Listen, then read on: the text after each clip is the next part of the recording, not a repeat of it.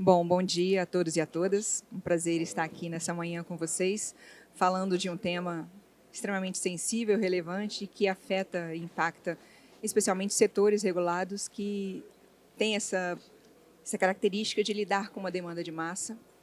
Nos últimos anos, esse debate potencializou, e isso nos traz aqui essa oportunidade de dialogar com referências no tema, que representam a academia, o judiciário e a advocacia, estudiosos da temática. Então, acho que a gente tem muito a compartilhar, muito a trocar de ideias aqui. Eu começo apresentando os representantes do nosso painel. Eu sou Daniele Crema, atualmente sou como diretora de governança, compliance e estratégia corporativa da Conex Brasil Digital, e me acompanham nesse painel. Já agradeço antecipadamente a deferência de terem aceito o nosso convite e estar aqui hoje, a doutora Daniela Madeira, que é juíza federal do TRF da 2ª Região, ex-conselheira do CNJ e doutora em processo civil pela Universidade Complutense de Madrid, com atuação destacada em gestão judiciária, inovação e enfrentamento da litigância abusiva. Ao seu lado, tenho a doutora Luciana Jung, que é professora associada do INSPER, doutora em Economia pela FGV São Paulo e referência em análise econômica do direito, com pesquisa sobre instituições, incentivos, eficiência judicial e litigância predatória. O doutor Luciano Tim é advogado, professor e especialista em Direito e Economia, contratos, regulação, solução de disputas, com atuação relevante no debate sobre litigância predatória e incentivos processuais, tendo sido, inclusive, titular da Secretaria Nacional do Consumidor no Ministério da Justiça. E conosco também o Dr. Luiz Rodrigo Vamber, advogado, professor do IDP, doutor em Direito pela PUC São Paulo e uma das principais referências brasileiras em Direito Processual Civil, precedentes, recursos e acesso à justiça. Então, estamos com um quórum extremamente qualificado para o debate desse tema. Eu faço aqui, antes de passar a palavra para vocês, que a ideia é ouvi-los, uma breve contextualização em que eu acho que a gente vive um momento em que o próprio judiciário, olhando para si, a partir do seu órgão de política judiciária, que é o Conselho Nacional de Justiça, deu um passo muito importante em buscar entender quais são as grandes causas que levam a essa ampla judicialização no Brasil e como você consegue facilitar e racionalizar o acesso ao judiciário, ou seja, de forma nenhuma a ideia é restringir acesso, mas entender as causas dessa expressiva litigância, até porque hoje você vive um cenário em que o judiciário ele está estrangulado, assim, a capacidade dele, com os recursos do qual dispõe, endereçar todas essas demandas da sociedade, ela está limitada, os recursos são escassos. Então, é necessário se voltar a entender a complexidade, a gente está falando de um problema extremamente complexo, por que eu preciso transbordar tantas questões da sociedade para o judiciário, e dado aquilo que está ali, que fenômenos nós temos que eu poderia diferenciar uma demanda legítima da sociedade e que haveria a justa necessidade de você buscar esse respaldo da justiça, e onde que não há, na verdade, um desvio de conduta, um uso inadequado dos meios de prestação jurisdicional.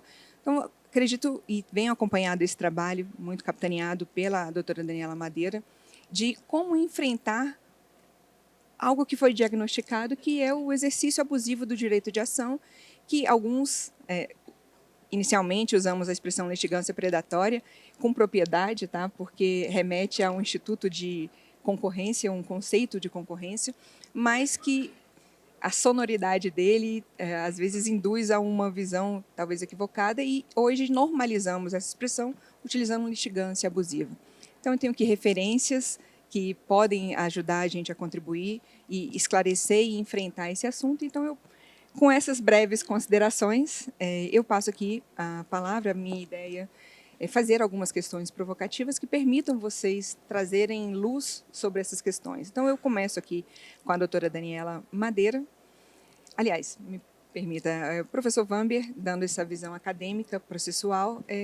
Professor, o senhor já afirmou que acesso à justiça é mais do que um direito de ajuizar uma ação.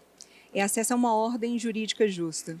Com essa ideia, como essa ideia ajuda a diferenciar o exercício regular do direito de ação da litigância abusiva ou artificial. Nessa mesma linha, e eu vou tentar conectar, e escapou a minha contextualização, para além do debate da litigância abusiva, várias outras discussões acontecem ao mesmo tempo hoje no judiciário que buscam qualificar melhor o que seria esse interesse de agir, né? E aqui eu faço referência a um tema que nós discutimos no passado, no caso no tema 1198 do STJ, em que houve um debate em torno da possibilidade do juiz exigir documentos mínimos diante de indício de litigância abusiva. Então, essa mesma lógica ela pode ser transportada para um outro debate que está em evidência. Nós estamos no momento de... O ministro Cueva chamou uma audiência pública para debater o tema 1396 do STJ, que debate a prévia notificação, né? Então, a conexão que a gente faz aqui é essa mesma lógica, ela pode ser transportada para o tema 1396, permitindo que o juiz exija a demonstração de tentativa prévia de solução extrajudicial, quanto isso for relevante para comprovar o interesse de agir? Professor, você tem 10 minutos para... até 10 minutos. Bom dia a todas e a todos. 10 minutos, eu acho que eu respondo só o primeiro pedaço da sua primeira questão. Mas vamos lá. Eu agradeço, em primeiro lugar, a possibilidade de estar aqui, desconto esse tempo dos agradecimentos dos meus 10 minutos. A possibilidade de estar aqui contribuindo com algumas reflexões e, para minha alegria, aprendendo com uma mesa altamente qualificada, com, enfim, magistrados, economistas, professores, moderadores que têm contribuído para esse debate. Eu acho que nós temos que eliminar alguns mitos e alguns tabus. O primeiro tabu, o primeiro mito é de que o acesso à justiça é sempre irrestrito. Nós oscilamos ao longo da história, talvez de um século e meio, entre uma justiça extremamente restritiva, quer dizer, só iam para o judiciário no início do século XX altas questões com alta relevância econômica. Então era meia dúzia de pessoas que litigavam no judiciário. Nós abrimos, e há textos interessantíssimos sobre essa abertura do acesso ao judiciário, já a partir da década de 40, década de 50, etc., etc., para uma infinidade de questões. E hoje nós nos deparamos com, com vários cenários. E um dos cenários é esse destacado pela Daniele, no sentido de que há abuso do direito de agir. O direito de agir, como o direito de acesso ao sistema judicial, e você disse isso na primeira parte da sua pergunta, ele deve ser entendido hoje não apenas como o direito de acesso ao sistema judicial, mas a uma solução justa do sistema jurídico, o que amplia o leque de possibilidades de acesso. Então, assim, nós podemos ter acesso, por exemplo, ao sistema multiportas, nós podemos ter acesso às negociações, podemos ter acesso a critérios, a espaços de mediação, etc., etc., para que busquemos uma solução justa para aquela questão que eu tenho, aquela ofensa ao meu direito, etc., sem depender de uma decisão judicial. Há uma série de fatores que envolvem tudo isso que a Daniele trouxe. Nós temos um número excessivo de escolas de direito, nós temos um número gigantesco de advogados no país, advogados e advogadas, a advocacia é inchada no país, nós temos um mercado cada vez mais restrito, em função, inclusive, de tecnologia, e nós temos, infelizmente, questões culturais e questões, eu diria, criminais, que nos levam, muitas vezes, a uma litigância que é, sim, predatória, embora não se goste muito dessa expressão, e que eu uso aqui uma expressão de um ministro do TST que eu vi, que eu achei interessantíssimo, o ministro Douglas, ele disse, olha, o que existe hoje é muita litigância frívola, é uma litigância desnecessária. O sujeito poderia ter ido, por exemplo, a um serviço de atendimento ao consumidor e poderia ter resolvido isso lá, com custo baixo, etc., etc. Mas há a cultura da busca do advogado, da advogada, para que eles levem a sua questão ao judiciário. E aí há problemas econômicos, profissionais, etc., busca por honorários, etc., etc. Nós todos conhecemos muito bem isso. Agora,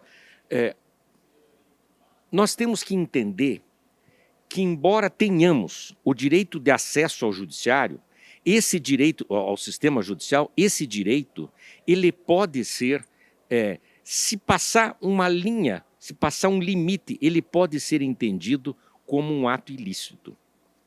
Isso está no Código Civil. no artigo 187 do Código Civil. Lá se diz que o abuso de direito caracteriza ato ilícito. Então nós temos que entender isso, que esse ir ao judiciário de modo frívolo, de modo abusivo, de modo predatório, responsabiliza aquilo que vai. E para isso nós temos que ter mecanismos, nós temos que ter, as grandes companhias, por exemplo, têm que ter estudos que demonstrem que aquela situação é uma situação efetivamente abusiva, capaz de configurar um ato ilícito e buscar ressarcimento. Agora, há outras questões que envolvem esse tema. Eu, pessoalmente, acredito que nós teríamos que, com muita tranquilidade, com muita liberdade acadêmica, científica e política, à luz desse sistema democrático que é tão interessante, que nos envolve a todos e que nós queremos preservar, nós teríamos que discutir o acesso à justiça por outro viés também, que é o viés da justiça gratuita. É muito barato litigar no Brasil. Às vezes não custa nada. Frequentemente não custa nada. Então, isso remete muitas vezes, e eu, como advogado, vejo isso no escritório, chegam causas, a gente percebe isso, que não há nenhum sentido, nenhum fundamento, que contraria precedente, contraria isso, contraria aquilo, mas foi lá. Por quê? Porque tem o benefício da justiça gratuita. Eu sei que esse meu discurso é politicamente incorreto, porque, na verdade, nós queremos abrir a porta para todos. Mas essa abertura de porta deve ser feita com disciplina e com responsabilidade.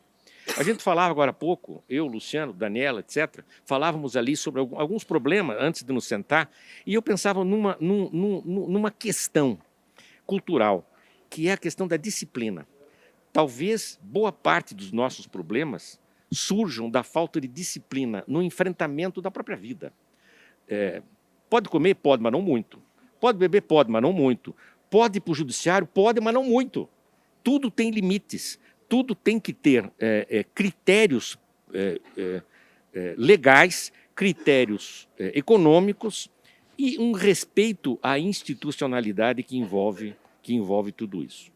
O tema, você fez referência, quando estiver perto dos 10 minutos, joga alguma coisa, joga o microfone, alguma coisa que eu paro.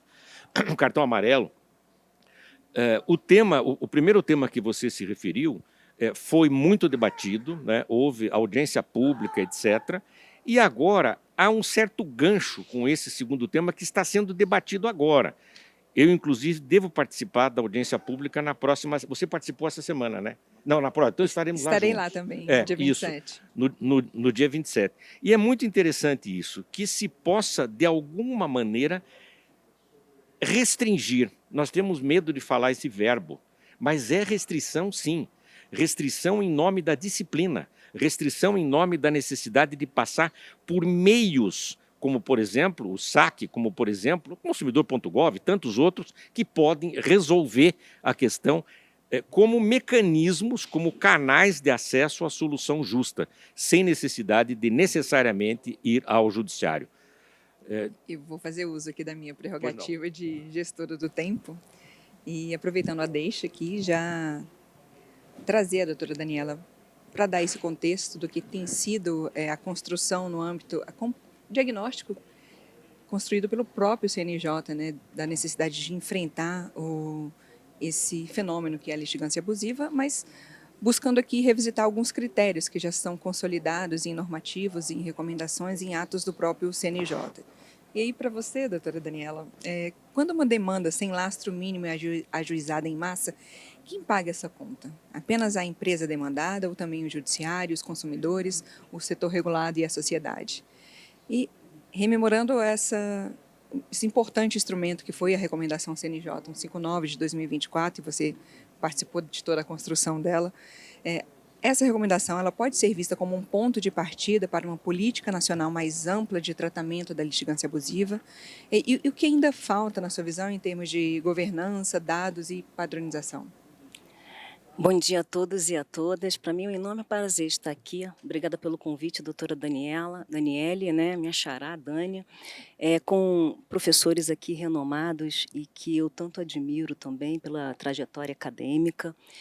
Falar de excesso de litigiosidade dentro do Poder Judiciário, para mim parece até muito curioso, porque a gente tem há tempos esse excesso de litigiosidade. Eu acho que a pandemia, a introdução de ferramentas tecnológicas, eu acho que deixou isso muito mais evidenciado do que antes, né? Então, hoje em dia, eu digo que o juiz ele tem uma sensação de afogamento, né? A gente vê várias ações entrando dentro do Poder Judiciário e a gente fica ali meio que enxugando gelo.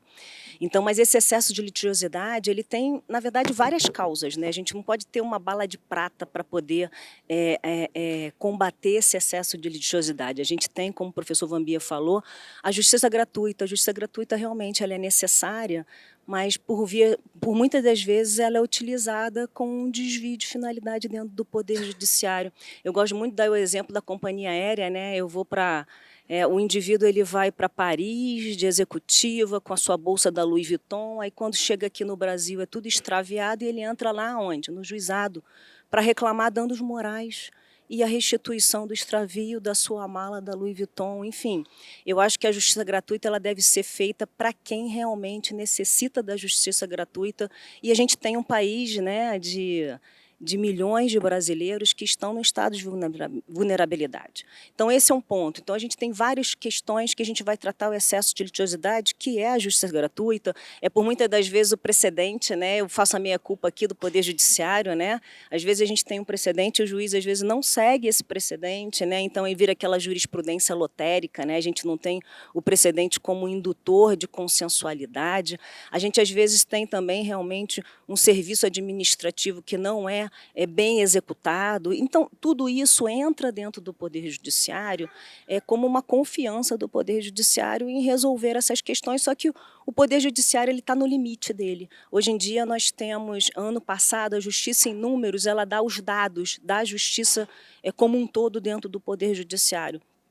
Ano passado, nós tivemos 35 milhões de novas ações e baixamos muito mais do que isso. Teve um aumento de produtividade dos juízes de mais ou menos 5,8%, 6%. Ou seja, tem um paradoxo, alguma coisa está errada.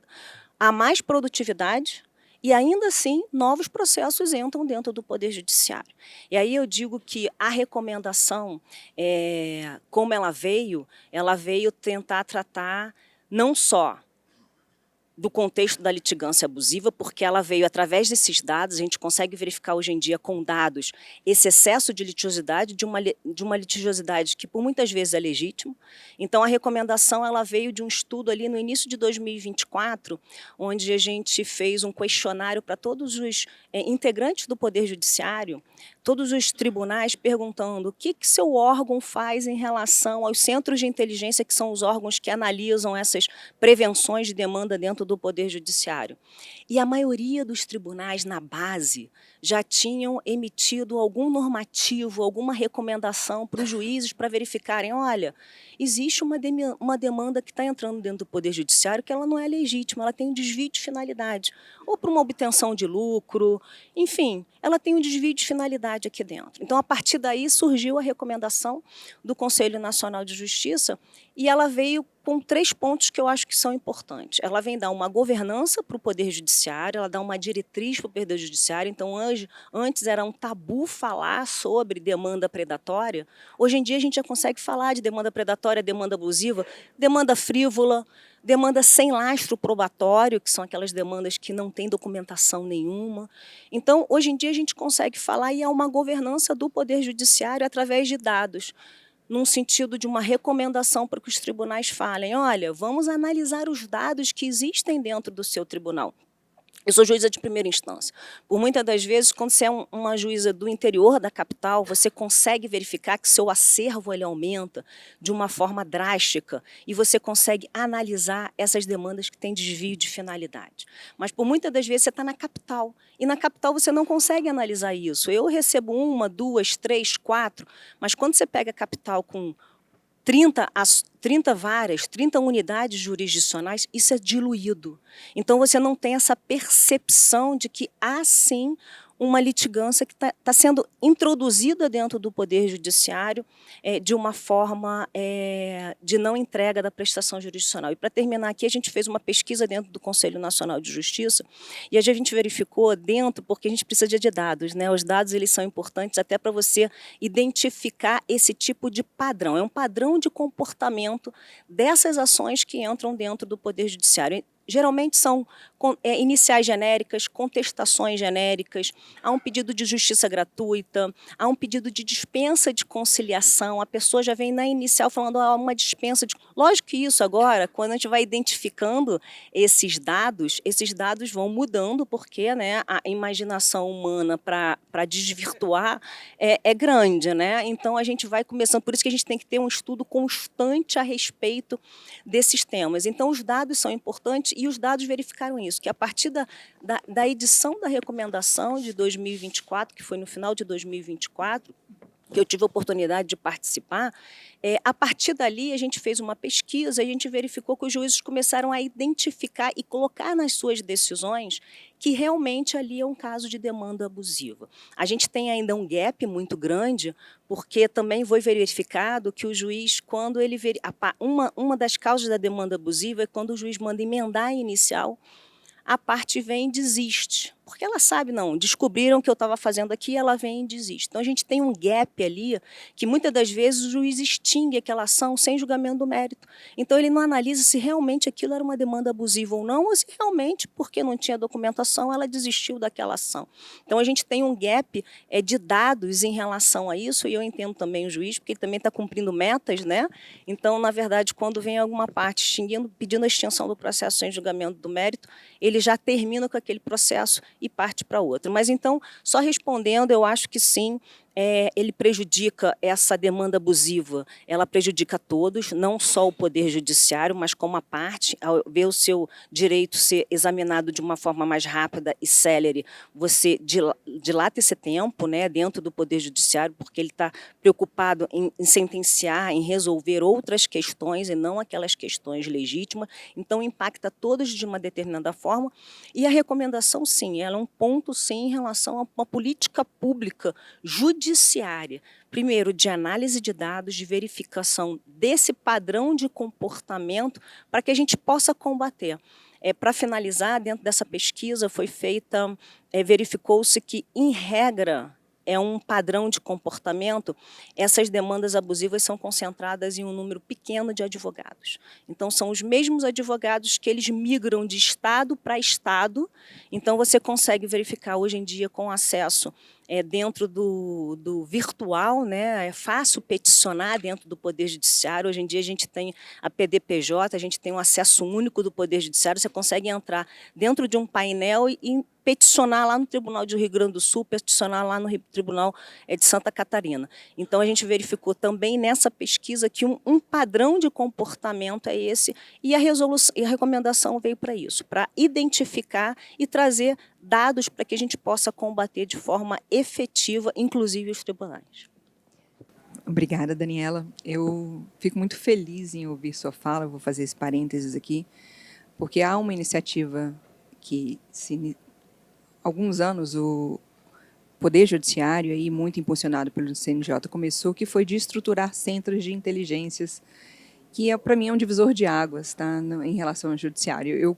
Eu costumo dizer, quem me conhece, de que só os dados salvam. E acho que o judiciário conseguiu compreender isso, a importância de se olhar a partir desses números e buscar uma racionalidade na sua atuação. Então, minha formação é jurídica, mas desde sempre eu trabalhei em áreas de regulação econômica, então eu brinco que eu fui salva, Luciana, pela economia, na origem ali. Então, de pensar sobre a perspectiva de alocação eficiente de recursos, em trabalhar e lidar com a escassez de recursos e ajudar a usar esses instrumentos para melhor tomada de decisão. E, partindo disso, aí eu já coloco para você, professora Luciana, a partir da análise econômica do direito, eu sei que a sua formação é econômica, mas nos últimos anos você tem se aproximado muito e focado muito no estudo dessa ferramenta, dessa teoria, e aplicada a ela em setores que ofertam serviços de forma massiva. Então, como distinguir litigância de massa legítima, decorrente de falhas reais de empresa ou setores regulados, da litigância predatória, que se aproveita de incentivos processuais mal calibrados? E aproveitando, assim, não é uma discussão trivial, ela toca vários outros problemas, como o professor Vamber colocou aqui, a questão do acesso gratuito à justiça. Então, puxando outros aspectos que contribuem para esse cenário de litigância abusiva, a pergunta que eu faço é: a gratuidade de justiça, o dano moral presumido, os acordos automáticos e a baixa exigência de prova mínima podem, de forma combinados, transformar demandas de baixo valor em um mercado artificial de litigância? Como corrigir isso sem restringir o acesso legítimo à justiça? Bom dia a todos. Primeiro, muito obrigada pelo convite. Eu estou muito honrado de estar contribuindo nesse painel tão importante, nesse evento tão importante. Antes de começar o nosso painel, estávamos conversando com a doutora Daniela, o professor Luciano, o professor Vamber, que parece que a gente está um pouco saturado já, dessa discussão sobre litigância. Mas eu acho que eu tenho mais notícias, eu acho que a gente só está começando, E a gente só está começando porque, no passado, primeiro, havia todo tipo de... era um tabu falar sobre isso, mas por quê? Porque a gente não tinha evidências.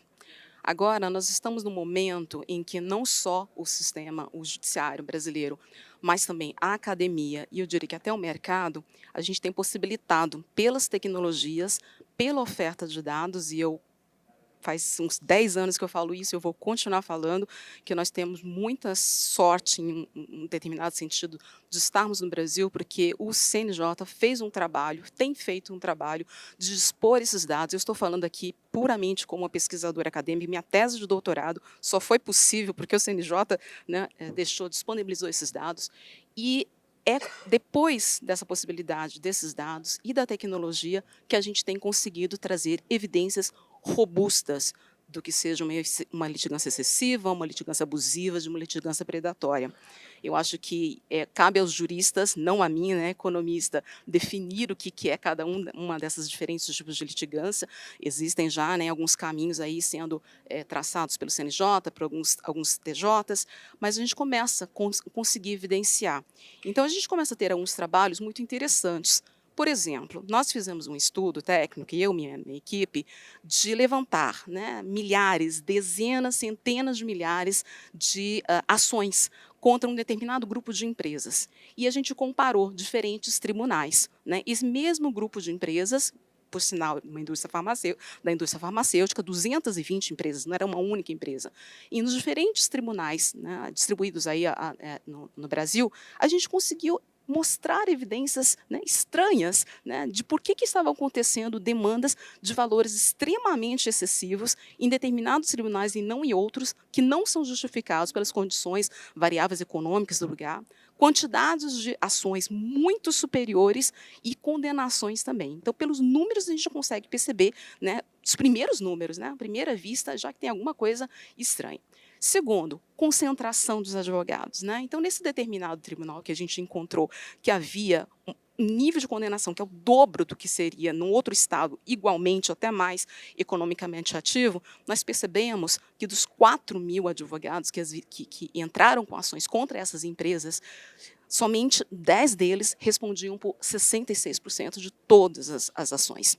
Se a gente pegar os top 2 escritórios, eles faziam parte de 80% de todas as demandas. Então, tem alguma coisa estranha aí. Aí a gente começa a usar a tecnologia também para poder analisar o que havia dentro das petições. O que a gente percebeu? Que, tirando esses top 10, se a gente pegar todo o restante, os documentos, eles tinham uma variância normal, que é literalmente normal, estatisticamente falando, de variabilidade do texto. Agora, a gente chegava nesses top 10, a gente percebia, dentro aí de 0 a 100%, 90% de semelhança dos documentos desses advogados, ou seja, um simples copia e cola, né? Então, isso são indícios bastante fortes, não vou entrar nos detalhes aí desse estudo, porque, na verdade, são vários outros, e aí a gente tem vários outros tipos de estudos, não somente que eu coordenei, que até mesmo o Centro de Inteligência, que a doutora Daniela estava falando, e a doutora Daniela também estava falando, né, que, por exemplo, no TJ São Paulo, o Centro de Inteligência, né, do Tribunal de Justiça de São Paulo, juntamente com a Corregedoria, também tem feito sistematicamente, percebido, primeiro, um aumento de mais de 50% de demandas contra, né, questões consumeristas em menos de 5 anos. E quando você vai perceber, 0,6% dos advogados respondiam por 34% de todos esses pedidos. Começa a entrar um pouco aí na qualidade dos textos, o que são os textos, a gente vai encontrar o mesmo tipo de características. O que eu queria dizer é que nós precisamos, isso ecoando já um pouco o que o professor Wamber já falou, a doutora Daniela já falou, que acesso à justiça não se limita a acesso ao judiciário. E eu vou além, né, como economista, sabendo que judiciário, horas de trabalho dos magistrados é algo extremamente limitado, eu vou ousar dizer, e eu estou percebendo, né, através das evidências dos estudos, que um excesso de acesso ao judiciário prejudica o acesso à justiça. O que está acontecendo, e nós já falamos aqui sobre gratuidade, né, sobre uma não exigência, né, de documentação, o que nós estamos percebendo? Que, na verdade, isso é um trabalho do próprio CNJ, de alguns anos atrás, tá, de 2 ou 3 anos atrás, que o uso da gratuidade da justiça ela não está sendo concentrada em pessoas de nível realmente economicamente inferior. Mais de 50%, né, das ações, dos pedidos, né, de gratuidade que são deferidos são de pessoas com mais de R$ 5.500, e isso não é, né, considerado uma camada baixa do Brasil. Basta a gente ver aí uma distribuição para a gente saber, né, hoje, depois de um aumento de renda gigantesco, a renda média do Brasil é 3.500. Mais da metade da concessão de gratuidade ela vai para as pessoas com acima de 5.500, e aí nesse mesmo estudo do CNJ de 2024, né, mais de 1/3, né, das gratuidades concedidas foram de pessoas com acima de R$ 11.000, né, por mês. Isso, gente, é elite, né, da população brasileira. Trazendo mais dados, nós também temos estudos de que a concessão de gratuidade do judiciário, na primeira instância, ela está diretamente relacionada com o grau de congestionamento no segundo grau. E o estudo que nós fizemos foi na Justiça Trabalhista, não foi na Justiça Comum, mas o estudo que nós fizemos é essa relação entre a concessão de gratuidade da Justiça e a taxa de congestionamento no segundo grau é de nada menos de que 82%. Isso usando bastante dados de vários tribunais. Então, na verdade, o que acontece quando nós temos esse acesso, né, sem nenhum tipo de critério, né, uma concessão, né, de gratuidade, sem observar realmente as condições das pessoas? Na verdade, nós estamos gerando, né, um congestionamento lá em cima que, na verdade, só prejudica quem realmente vai estar acessando na parte de baixo. Curiosamente, ou talvez não deva ser muito surpresa, né, um judiciário que é moroso, né, que é ineficiente, ele prejudica muito mais quem tem menos recursos. Ah, mas a pessoa está acessando gratuitamente. Talvez, como já também foi falado aqui, o maior recurso que as pessoas têm é o tempo. Certamente, e aí eu venho com dados, esses dados não são nem do fim do ano passado, são de 31 de março, agora que o painel do Justiça em Números trouxe aqui para a gente. Os dados que a gente tem para o Brasil como um todo, de tempo, né, desde o início do processo até a primeira baixa, o primeiro julgamento, em média no Brasil, é de 831 dias. Se a gente pegar aqui TJ São Paulo, 1.232 dias. Quem será, mesmo uma pessoa que possa acessar, que não tenha condições e acessa a justiça gratuitamente, quem tem condições de esperar o seu direito, né, ser garantido depois de 1.232 dias? E veja que nem garantido, porque aqui é só a primeira baixa, primeiro julgamento, né? Então, é claro que uma justiça morosa, uma justiça ineficiente, ela vai acabar prejudicando, e prejudica, sim, né, que mais, os mais necessitados, os que têm menos condições de renda. E, por fim, doutora Daniela, só o último dado, porque eu tive acesso a esse estudo essa segunda-feira, na verdade ele nem foi divulgado ainda, um estudo de um professor lá do Rio Grande do Sul, o Cristiano Aguiar Oliveira, em que ele estudou o tema que é repetitivo 1198 do STJ, o professor Vamp falou, né, e a recomendação do CNJ 159, né, de 2024. O professor Cristiano fez uma estimativa econométrica usando um método bastante sofisticado, em que ele mostrou qual que foi o impacto, né, dessas duas normas na dissuasão aí, né, da litigância. O que ele mostrou, a primeira coisa, que a dissuasão foi heterogênea.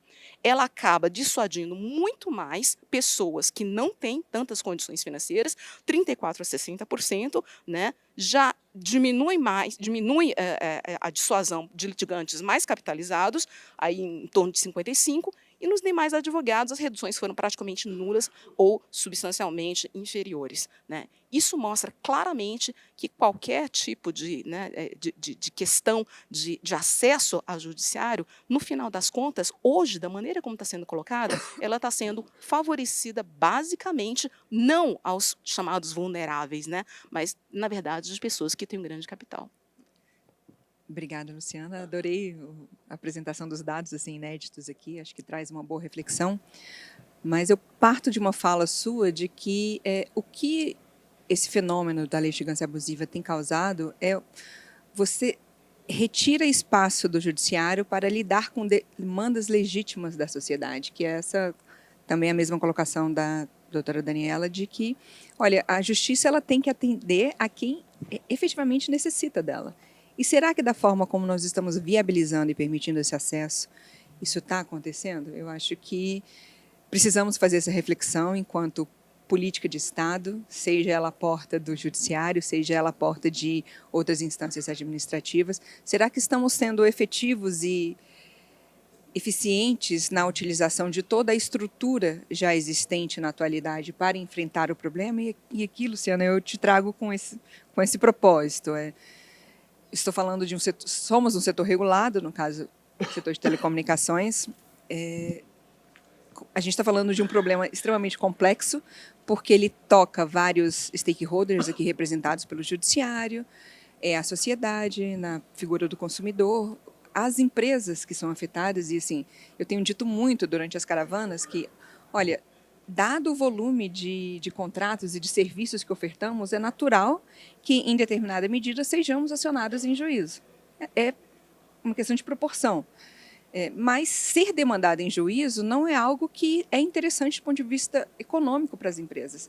Além de ser caro, você tem uma exposição à imagem, à reputação institucional, que nos afeta muito. Então, ninguém ganha com esse fenômeno, né? E acho que a gente pode pensar em formas de enfrentar isso de uma forma mais estruturada, e aqui é o que eu coloco para você, Luciano, nos setores regulados, em que o próprio Estado exige canais de atendimento como saque, ouvidorias e mecanismos administrativos, o sistema judicial ele deveria considerar a ausência de tentativa prévia como um dado economicamente relevante para aferir interesse de agir e eventuais comportamentos estratégicos, né? O tema da moda, o tema que está em voga, em que tanto eu como o professor Vambi estaremos no dia 27 fazendo uma apresentação do nosso ponto de vista nessa audiência pública promovida pelo ministro Cueva sobre o tema 1396, que é o prévio contato.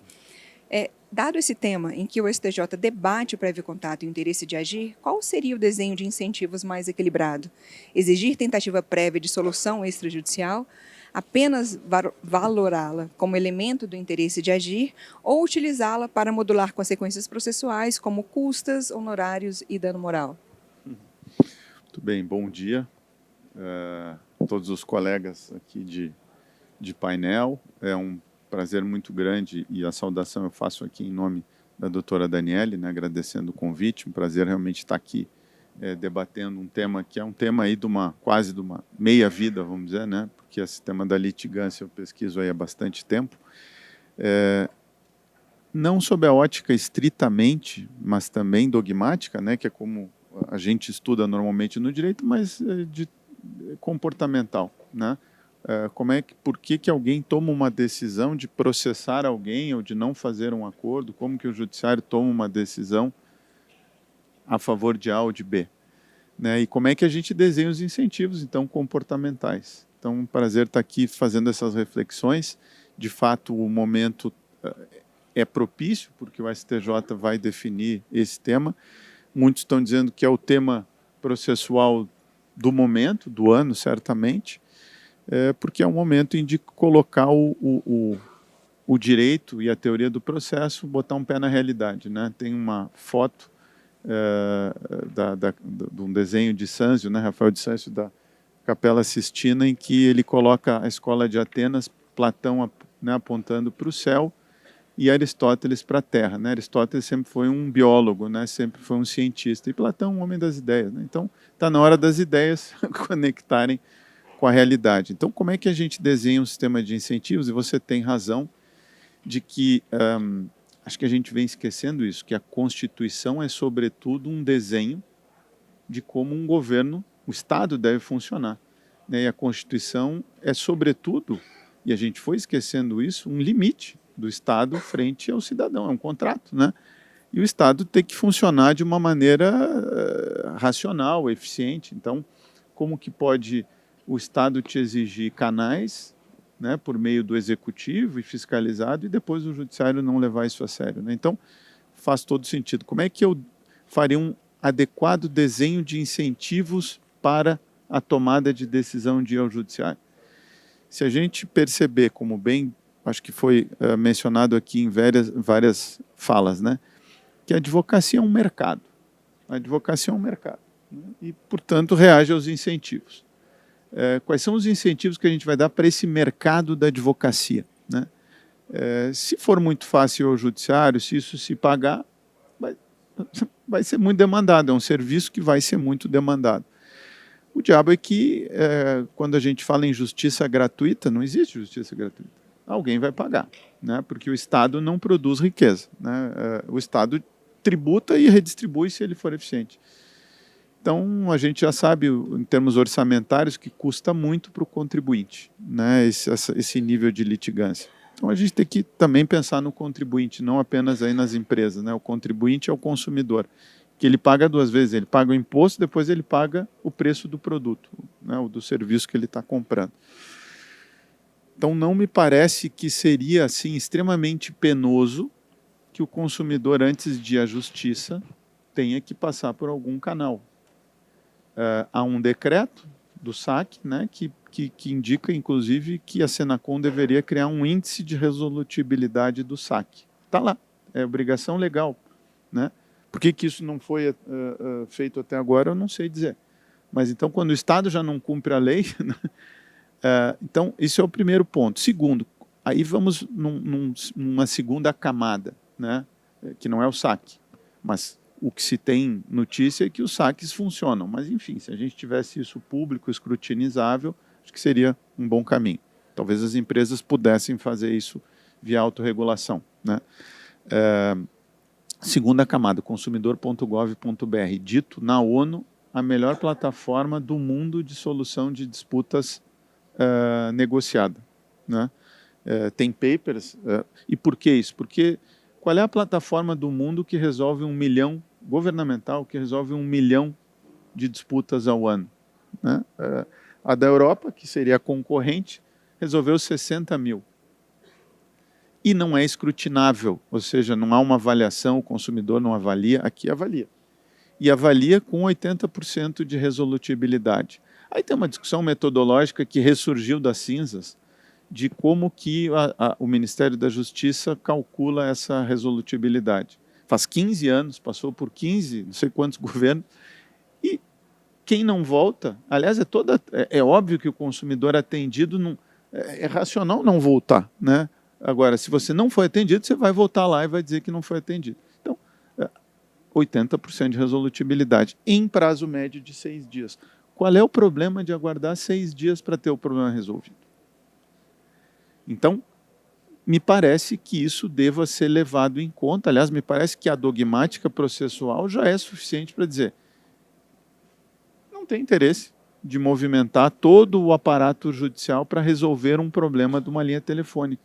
Isso não existe em nenhum outro país que eu conheça.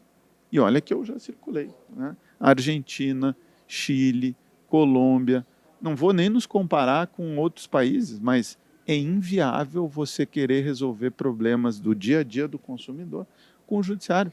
Ele não foi feito para isso. E se quisermos, vai ter que ser via tutela coletiva, né? Porque aí a gente começa a pensar nas consequências. Hoje essa litigância ela funciona com 2 combustíveis, né? Que é a assistência judiciária gratuita e é o dano moral. Então nós vamos ter que enfrentar esse tema. Então, ainda que, respondendo a sua dúvida, me parece que, sim, nós deveríamos, como condição da ação ou condição processual, exigir que isso tenha havido uma tentativa prévia. Ainda que não se entenda assim, que pelo menos não se fixe dano moral. Então, porque quem vai direto ao judiciário e não quis esperar 6 dias, poderia ser desincentivado, né, com a não fixação de danos morais. Porque aí, só um ponto aqui que eu coloco, eu achava realmente que toda a minha formação praticamente jurídica é na dogmática, né? Eu achava que bons conceitos resolveriam, depois eu achei que os dados resolveriam. E mais recentemente eu tenho percebido que nem sempre porque há viés, né? E os vieses comportamentais nos afastam dos dados. Então, o setor regulado sempre vai ter algum viés. É o juiz cuja mala foi perdida, um parente cujo plano de saúde não deu. E aí, julgando com esses viés, os dados muitas vezes são afastados. Mas então, a gente vai ter que pensar, porque muitos juízes, então, procuram fixar o dano moral como uma ferramenta de resolver um problema macro, né? Então, respondendo aí ao seu ponto, né, eu acho que sim, não deveríamos aceitar demandas diretas sem uma tentativa prévia de saque ou de gov, de consumidor.gov. Eu só digo cuidado com plataformas privadas, cujo desenho de incentivo possa ter conflito de interesse. Eu acho que algumas plataformas privadas não governamentais não seriam um caminho. Também não adianta o STJ dizer, reclame, porque aí o cara vai mandar um e-mail para qualquer lugar e no dia seguinte ele vai entrar com a ação. Mas se nós entendemos que isso não deveria ser um freio, e vejam, até em São Paulo, vamos pegar, a rua é pública em São Paulo. Isso significa que qualquer um pode pegar o seu carro e dirigir? Não, você tem rodízio. Você tem que racionalizar o uso de bens públicos. Então, me parece que você botar filtro é como em São Paulo botar rodízio. Por quê? Porque a ambulância, que é o cara que na nossa metáfora precisa chegar no hospital, esse cara precisa de justiça, né? Então, acho que seria essa a minha Obrigada, resposta. Luciano.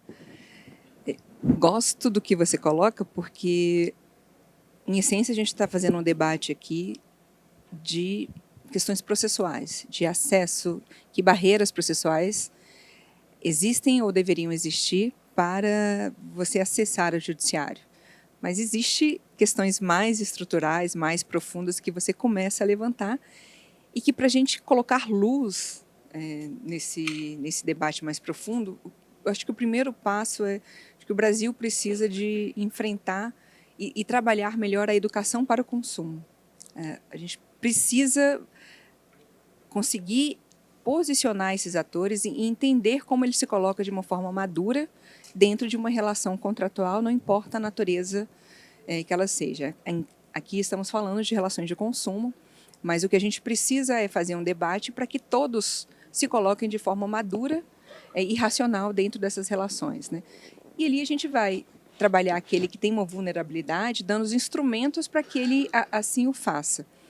Mas, como eu disse, essa é a camada aparente, e é o que a gente se propõe a discutir aqui, mas, em algum momento, a gente vai ter que aprofundar esse debate para enfrentar que incentivo a realização do direito, em tocar o direito material, que ainda é o grande vetor para você carregar esses debates para o judiciário, né? Então, a gente precisa, não vai ser esse fórum, mas eu acho que aqui lança luzes para a necessidade dessa reflexão. E eu passo a palavra para o professor Vamber e coloco aqui de uma forma geral para todos vocês, dadas as perspectivas, as vivências, experiências profissionais de formação, inclusive vieses, tá? A pergunta geral que eu deixo, e fiquem abertos para fazer considerações no tempo que a gente ainda dispõe, é qual deveria ser a resposta institucional para evitar que o processo judicial se torne uma via economicamente mais atrativa do que canais administrativos desenhados pela regulação? Professor Vanber.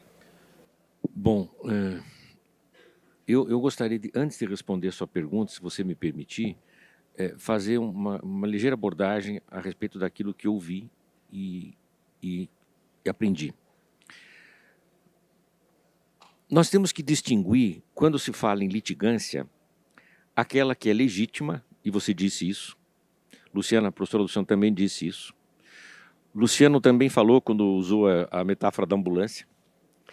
Nós temos que distinguir João, Maria, Pedro, Paulo, que a empresa X, a empresa Y, que necessita de uma decisão, e o fulano que, por meio de advogados, transformou o judiciário, a ida ao judiciário, Daniela, não num mecanismo de resolução de conflito, mas um modelo sistematizado de negócio.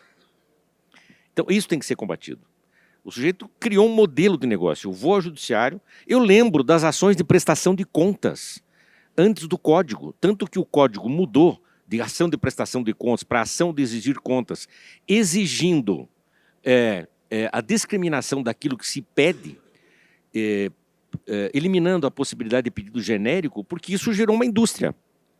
O sujeito propunha ação de prestação de contas contra o banco X, o banco Y, e para ganhar honorários da primeira fase. Era isso que acontecia. Não dá para a gente fazer política do avestruz, falar bonito para esconder a verdade. É isso que acontecia.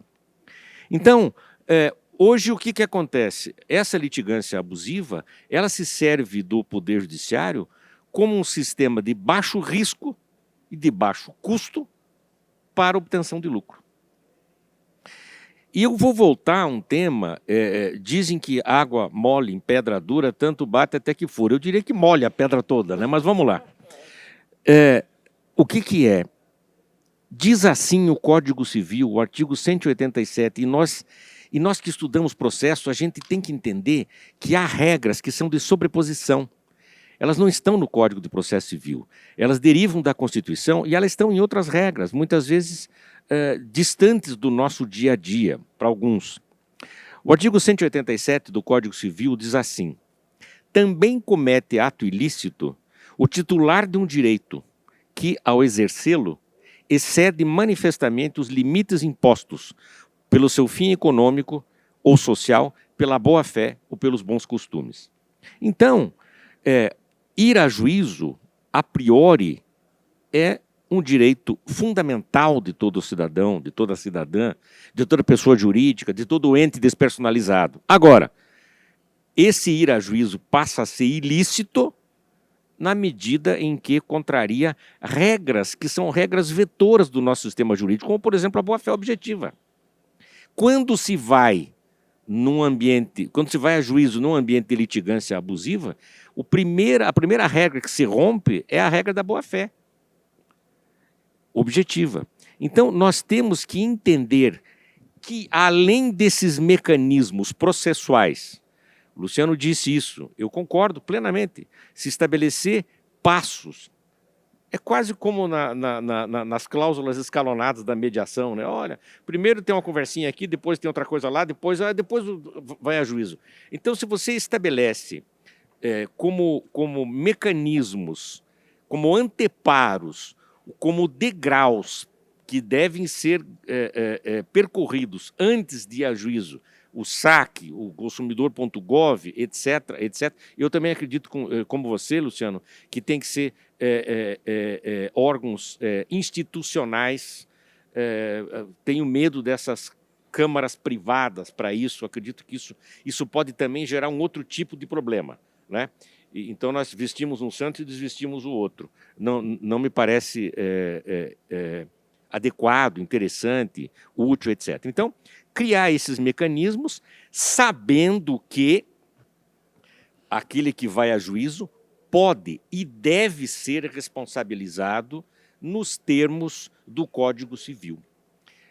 Me parece que e vou repetir isso, muitas vezes nós olhamos o processo só ele, e não vemos que, e você falou do direito material, que há todo um contexto de direito material de que o próprio processo pode se servir para criar restrições, para criar pelo menos uma certa intimidação. Diz, olha, se você vai lá e você, com um litígio frívolo, você pede dano moral, fica sabendo que isso que você está fazendo é um ato ilícito e que, portanto, o contravapor pode acontecer. A grande empresa, a pequena empresa, João Maria, poderão propor ação contra esse que abusou em função desse dispositivo, que eu acho revolucionário no Código Civil, porque pegou aquele artigo, o antigo 159 lá de 16, e deu uma roupagem super contemporânea para ele, né? Pegar esse dispositivo e dele se servir para propor ação contra o litigante abusivo, contra o litigante predatório, contra o litigante frívolo. Repito, sei que é um discurso politicamente incorreto, mas me parece que é o discurso que deve ser feito, que é o discurso da disciplina institucional que nós temos que ter para sermos uma democracia, de fato, como nós merecemos ser. Por favor, pode vir em ordem. Tá. Por favor, Luciano. Muito bem. Bom, acho que convergimos praticamente todos os pontos. Acho que houve uma curadoria aí da doutora Daniele. Embora, claro, o painel também é bom quando diverge, mas é mais difícil divergir quando você trabalha com dados, né? Dizem que tem aquela frase famosa do Mark Twain, né, de que existem estatísticas, existem as mentiras e a estatística. O problema é que dá para mentir muito mais sem, né? Então, só um grande escritor que não lida com estatística para dizer que essa frase, mas é verdade, quando você trabalha com dados, a gente pode discutir metodologia, mas alguns são tão óbvias, né, quanto a lei da gravidade, né, assim, que só Einstein vai achar que em determinadas circunstâncias não funciona, mas normalmente funciona, 1 mais 1 é 2. Sim, os dados eu acho que são mais difícil a gente divergir.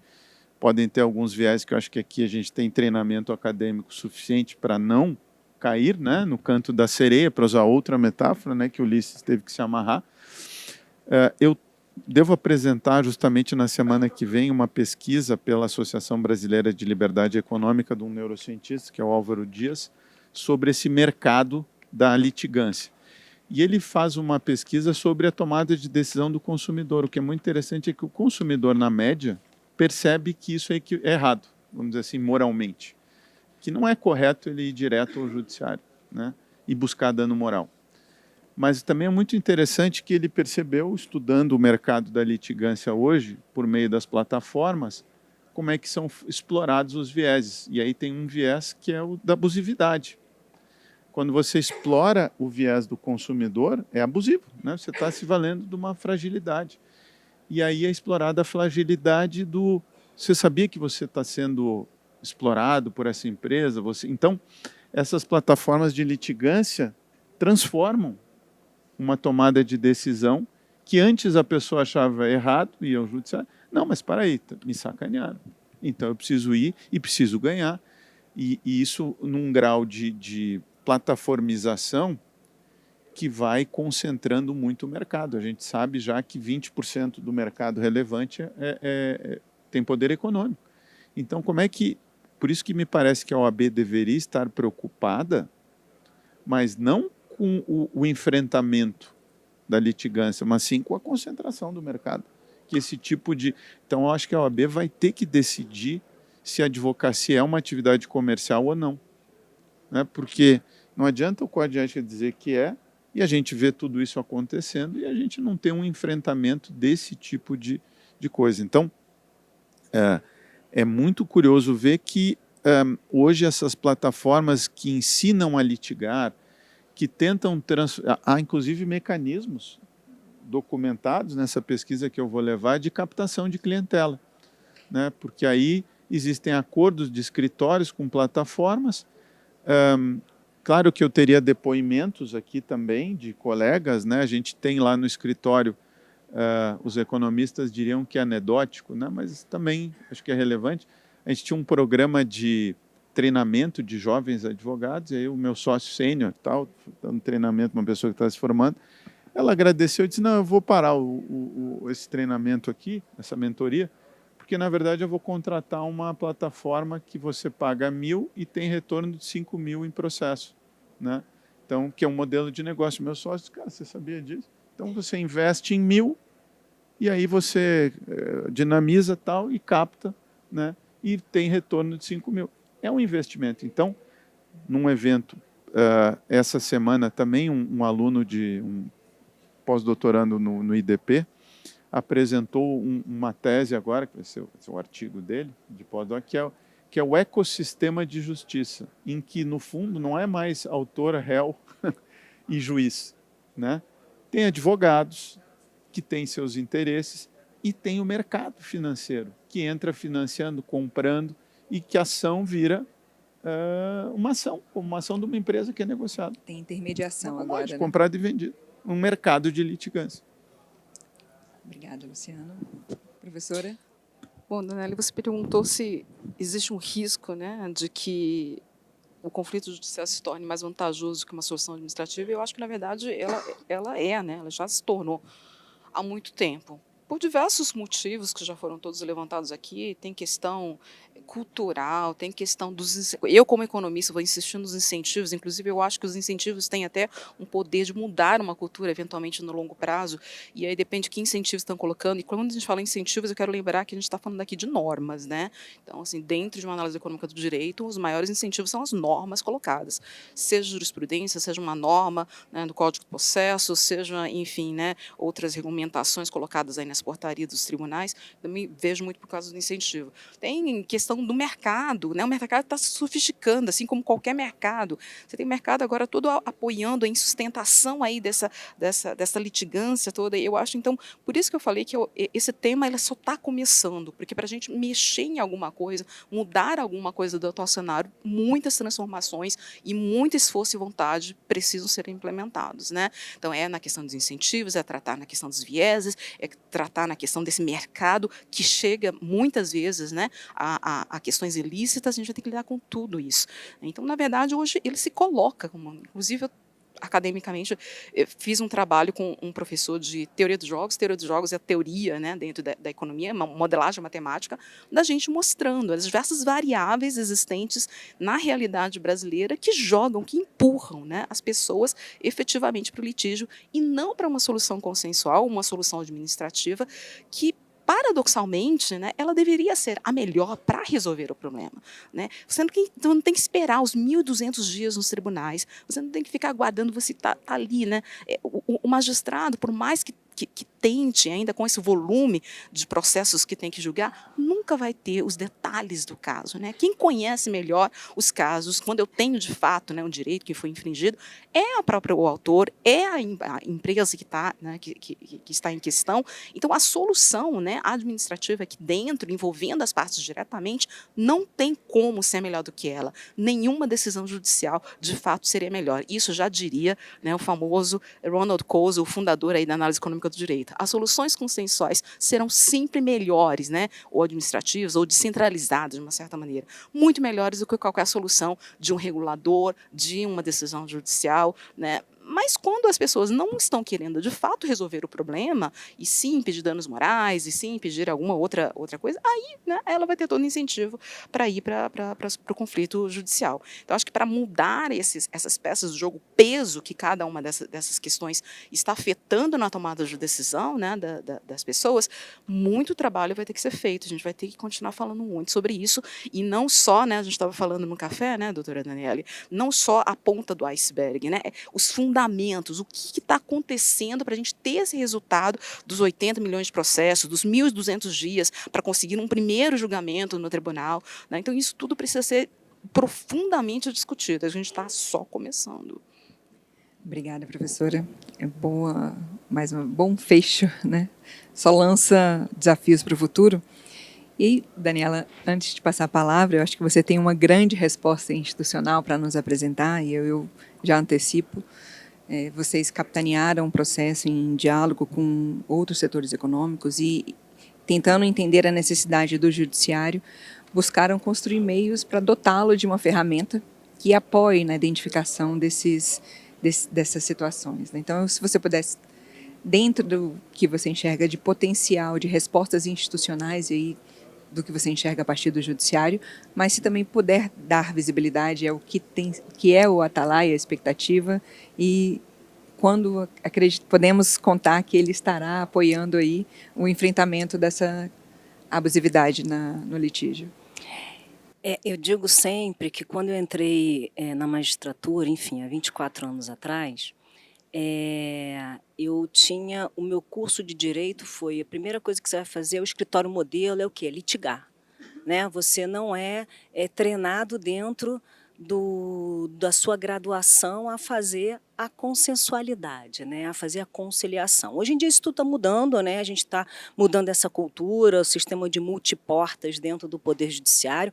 Eu acho que o tema que vai ser julgado pelo STJ, ele é um grande tema, a gente vai ver até que ponto o Tribunal Superior ele vai avançar o tema ou não, porque ele pode falar também que a mera contestação já é a resistência do interesse de agir, ou então ele pode falar, não, junte só uma documentação aqui que comprove que você tentou administrativamente, ou ele pode falar, olha, eu quero que você me mostre que realmente teve um procedimento administrativo, uma via administrativa que realmente tentou a conciliação. E eu digo muito isso porque eu sou juíza federal e quando eu entrei, eu tinha o INSS. Hoje em dia, continua sendo, né, 70% das ações que entram dentro do poder da Justiça Federal é o INSS. E no início o STF ele vem bem tímido ali, né, falando, olha, vamos entrar, primeiro tem que entrar administrativamente. Foi um alívio para os juízes federais, né? Então, se não veio com requerimento administrativo, a gente mandava a parte comprovar que tinha feito aquele requerimento administrativo, aí o Supremo veio falando assim, ó, demore pelo menos 60 dias, né? Assim, 60 dias, presume-se que houve um indeferimento. E isso foi avançando até que recentemente a gente teve o último tema do Supremo, tratando desse tema também, falando, olha, beneficiário, na hora de você entrar no INSS, você tem que ter documentação de que você realmente tem direito àquele benefício. E o INSS, se ele não tiver essa documentação, isso é um indeferimento forçado. Judiciário não tem interesse de agir, você não precisa analisar essa causa. Ou então, INSS, se ele juntou um lastro mínimo probatório, pede para ele emendar e juntar o que está faltando para que você analise aquilo administrativamente e o juiz vai analisar se realmente foi um indeferimento forçado corretamente ou se teve o poder de colaboração do INSS na solução daquele conflito administrativo. E eu digo isso por quê? Porque eu vejo, tudo bem que lá a gente tem Estado e parte, né? A gente tem uma outra relação jurídica, mas no consumidor a gente tem também, principalmente naqueles que são regulados, plataformas que podem sim, sendo bem executadas, sendo eficientes. Hoje em dia a gente tem uma plataforma no Tribunal de Justiça do Rio de Janeiro que é Concilia Mais. Então nessa plataforma um dos índices de conciliabilidade é o tempo que ele vai levar no Poder Judiciário. Então, aquilo ali conta para a pessoa fazer a sua conciliação. Então, se a plataforma ela for realmente segura, no sentido de dar uma solução, eu tenho certeza que a gente não estaria discutindo tudo isso que a gente está discutindo hoje em dia. Então, a gente tem essa via, e dentro do Conselho Nacional de Justiça eu tive a oportunidade também de participar, na época, na construção de um grande sistema que se chama Atalaia, em que nós temos todos os setores, inclusive o setor das energias elétricas, nós tivemos o setor da saúde, setor bancário, então todos os setores contribuíram para a criação desse sistema que Telecom, isso. É um grande sistema no sentido eu digo que ele é o atalaia, né? O atalaia, na verdade, é aquele farol que você observa tudo ao seu redor. Então, a gente vai ter um raio-x efetivo do que acontece em todos os tribunais, com dados estatísticos de padronização dessas ações através de clusters, que a gente chama, né? Se realmente teve uma inicial que é genérica, é o mesmo advogado. Então, a gente vai ter um mapeamento para que a gente tenha uma padronização, como é que essa padronização chega dentro do Poder Judiciário e como ela migra de um estado para o outro. Então, a gente vai ter isso, porque eu digo que se sem informação a gente não consegue fazer nenhum tipo de política pública, não só judiciário, mas qualquer política pública que a gente deseja fazer. Então, esses dados vão ser muito importantes e a primeira entrega está prevista agora para o final de junho, vai ser o primeiro módulo de vários módulos, inclusive ao final, o grande finale até do sistema, é que o juiz receba lá um alerta. Quando ele verifica, ele vai analisar um caso, ele receba um alerta que existem várias ações daquele mesmo advogado ou então com aquele mesmo tipo de padrão de comportamento e o juiz vai analisar se aquela demanda é uma demanda abusiva ou se é uma demanda realmente legítima, porque realmente é ele que tem ali o poder decisório em relação a essas questões. Obrigada, Daniela. Olha como a gente está sendo bem diligente com a gestão do prazo, estou feliz.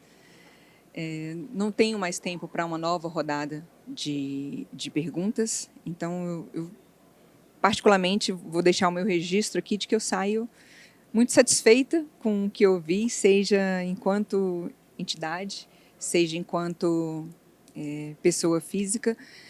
E eu gosto de usar muito uma expressão, a gente tem que alinhar, esclarecer papéis e alinhar expectativas. E as coisas não mudam de uma hora para outra. A gente vai demorar um tempo, é um processo de aculturamento, de compreensão, de sentir as dores e convergir para soluções, mas eu acredito que estamos no caminho certo, porque partimos do mesmo diagnóstico. Eu sempre brinco que o mais desafiador é você conseguir colocar todo mundo na mesma página, então todos enxergarmos o mesmo problema. A partir dali você consegue dar saltos, e eu acredito que a gente está nesse momento. E como eu disse mais cedo, tem um grande desafio futuro que está contratado o nosso próximo enfrentamento. Acho que, do ponto de vista processual, a gente caminha, mas a gente tem um encontro contratado com a compreensão do direito material.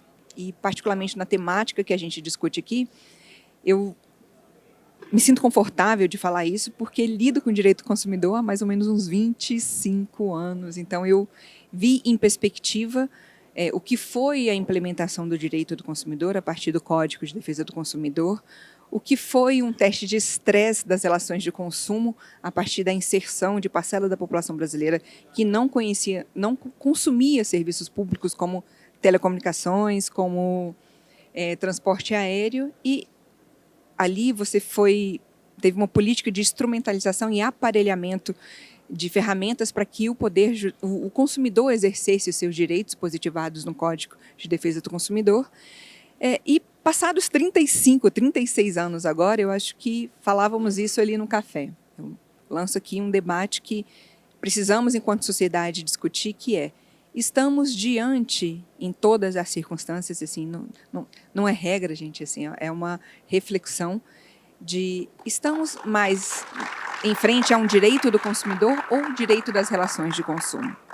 Então, com isso eu encerro o nosso painel e agradeço a atenção de todos vocês e a colaboração dos painelistas aqui. Muito obrigada.